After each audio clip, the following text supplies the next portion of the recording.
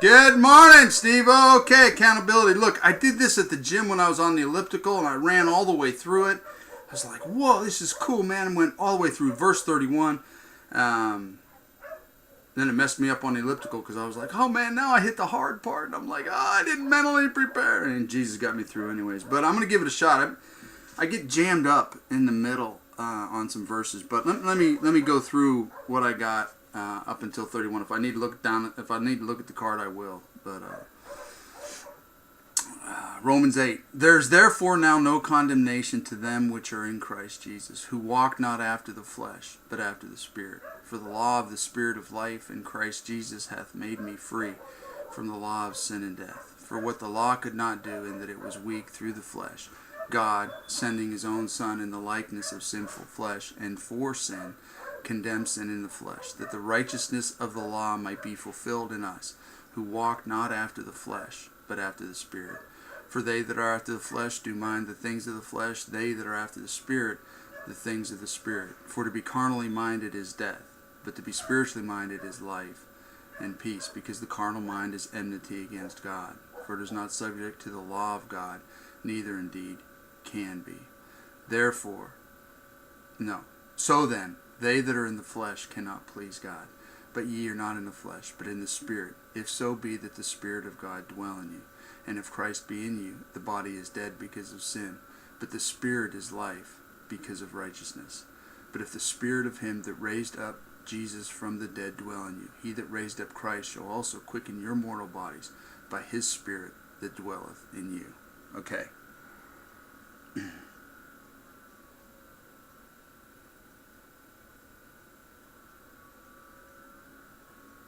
Okay.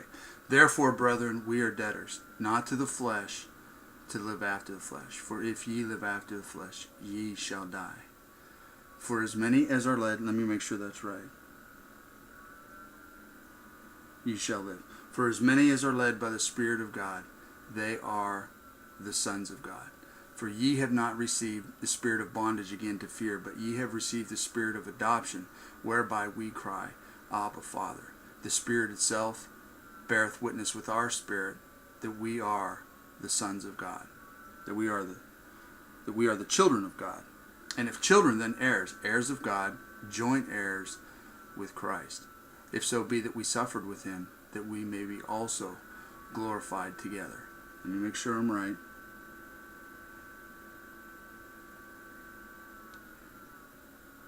Yeah, okay.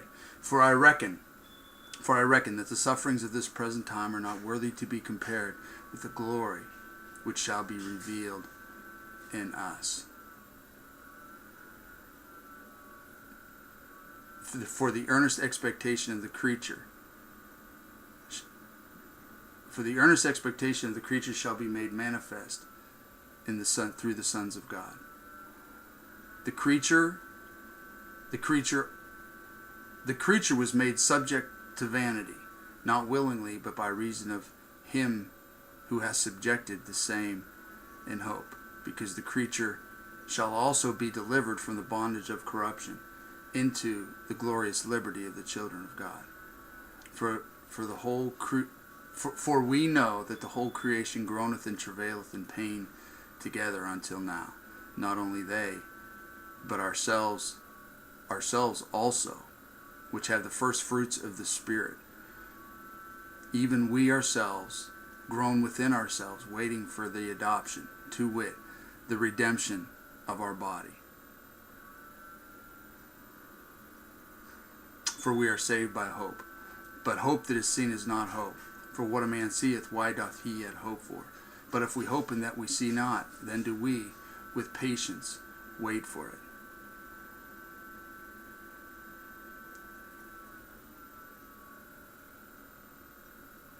Then do we with patience wait for it.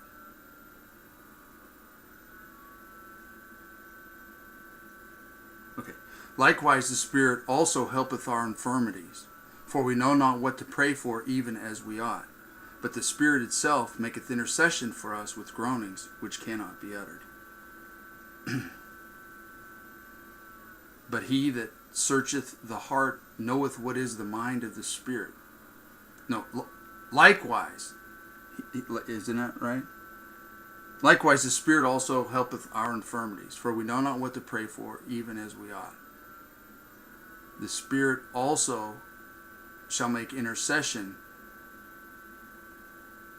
for the saints according to the will of God.